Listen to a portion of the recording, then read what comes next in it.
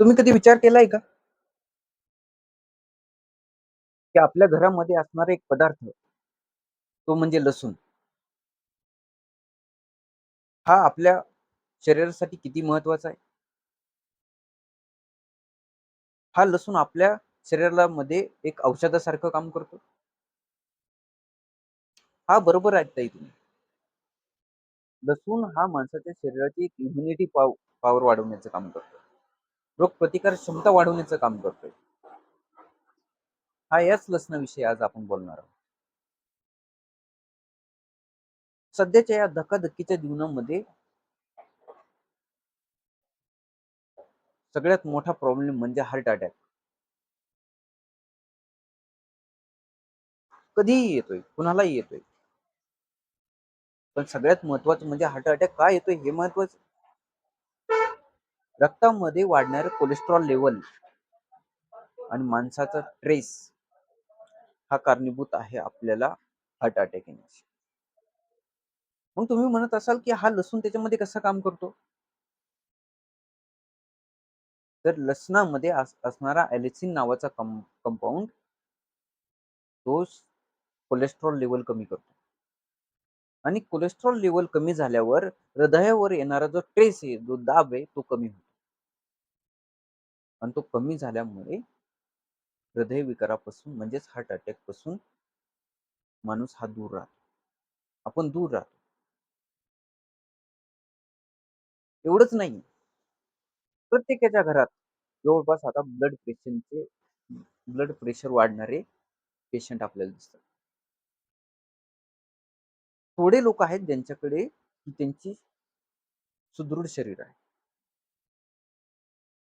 Blood pressure मध्ये तो आपल्या रक्तवाहिन्या साफ करण्याचं काम करतो. त्यांना रिलॅक्स करण्याचं काम करतो. त्यामुळे ब्लड प्रेशर कमी होतं. आणि सर्वात महत्त्वाचं म्हणजे रक्त पातळ करण्याचं काम करतो. कारण तुम्ही पाहिलं असाल कधी, ज्या लोकांना ब्लड प्रेशरचा त्रास आहे त्यांना रक्त पातळ होण्यासाठी गोळी चालू असते. तेच काम हा आपला लसूण करतोय घरामध्ये. एवढंच नाही, तुम्ही कधी प्रवास केलाय? आणि तुम्ही ऐकलं असेल बरेच जण पण, की मला ह्या गावातून त्या गावात गेलं किंवा तिथलं पाणी पिलं तरी मला लगेच सर्दी, खोकला, ताप होतो. ऐकलं असेल किंवा तुम्हालाही होत असेल. तर ही शरीरामध्ये कमी झालेली इम्युनिटी त्यामुळे होते. आणि तुम्ही अजून एक गोष्ट ऐकली असेल 2020 मध्ये ज्यावेळेस कोरोना आला आणि त्या कोरोनामध्ये काही लोकांना कोरोना झालाच नाही किंवा कोरोना झाला तरी त्यांना काहीच झालं नाही. हे का? कारण त्यांच्या शरीरामध्ये असलेली इम्युनिटी, रोगप्रतिकार क्षमता आणि लसूण हेच काम करतोय आपल्या शरीरामध्ये रोगप्रतिकार क्षमता वाढवण्याचं. लसूण खाल्ल्याच्या नंतर काय होतंय, की आपल्या शरीरामध्ये antibacterial activity, antiviral activity, anti fungal activity. हे काय आहे अँटी व्हायरल, अँटी फंगल म्हणजे? जे की व्हायरल म्हणजे जे एकमेकांपासून दुसऱ्यांना होणारे जे रोग आहेत, ते म्हणजे व्हायरल वाले. व्हायरल म्हणजे जे की सर्दी, खोकला, ताप यासारखे जे होतात ते.